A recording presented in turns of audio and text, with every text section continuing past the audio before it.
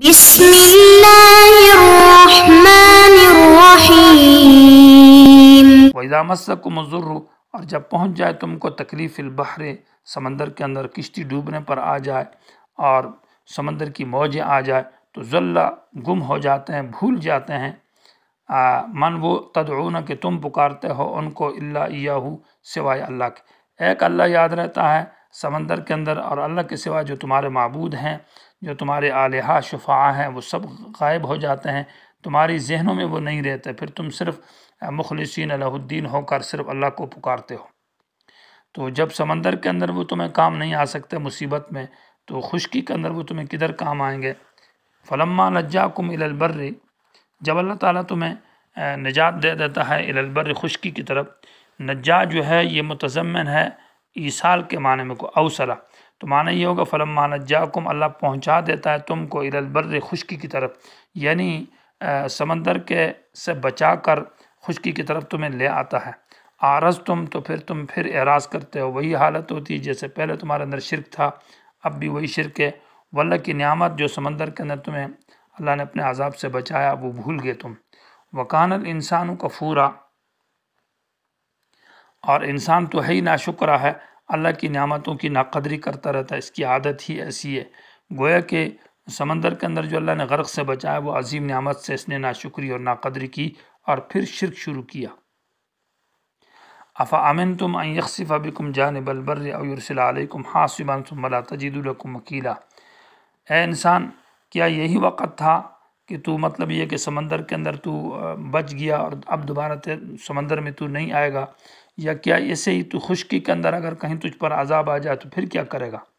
أَفَأَمِنْتُمْ، کیا تم بے خوف ہو گئے ان اس بات سے کہ یخسف بکم، دھنسا دے تم کو جانب البر، خشکی کی طرف میں، او یرسل علیکم، یا بھیج دے تم پر حاصباً، مانا پتھروں والی بارش۔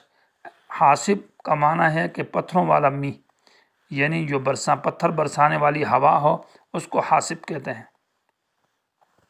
اور حسبہ کا معنی کنکریوں کو حسبہ کہتے ہیں، تو حاصباً ایسی ہوا جو پتھر برسائے یا پتھروں والا می بارش۔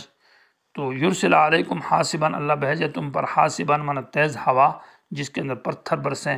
ثم لا تجدوا لکم، پھر نہ پاؤ تم اپنے لیے وکیلاً، کوئی کارساز کہ جو تمہارا کام تمہیں بچائے اس عذاب سے۔ ام امنتم ان یعیدکم فیہ تارۃ اخری، کیا تم بے خوف ہو اس بات سے کہ اللہ تعالیٰ تمہیں دوبارہ اس سمندر کے اندر لے آئے؟ یہ نہیں کہ ایک مرتبہ تم عذاب سے بچ گئے تو دوبارہ تمہارا سمندر پر آنا ہو جائے تو پھر اللہ تمہیں دوبارہ یہ سزا دے سکتا ہے۔ تارۃ اخری یہ ترکیب میں مفعول فیہ ہے، معنی اللہ لٹائے اس سمندر کے اندر تم کو تارۃ اخری، دوسری مرتبہ۔ فیرسل علیکم، پس بھیجے تم کے اوپر قاصفاً مانا تیز ہوا، من الریح مانا قاصفاً مانا توڑ دینے والی، من الریح ہوا میں سے، قاصف کا معنی ہے توڑ دینا، ایسی تیز آندھی جو اس کو زمین، ایسی تیز آندھی جو کہ اس کی زد میں آئے تو اس کو وہ توڑ دے، یعنی جو بھی اس آندھی کی زد میں آ جائے تو وہ اس کو توڑ کر ٹکڑے ٹکڑے کر کر رکھ دے، اس کو قاصف من الریح کہتے ہیں۔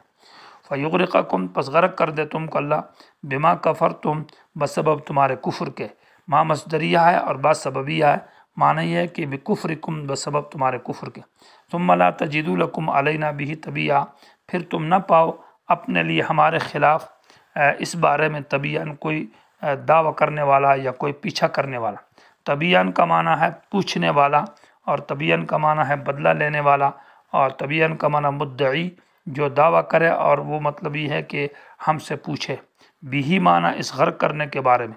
تو ثم لا تجدوا، پھر نہ پاؤ لکم اپنے لیے، علینا ہمارے خلاف، بھی اس غرق کرنے کی وجہ سے، تبیان کوئی پیچھا کرنے والا۔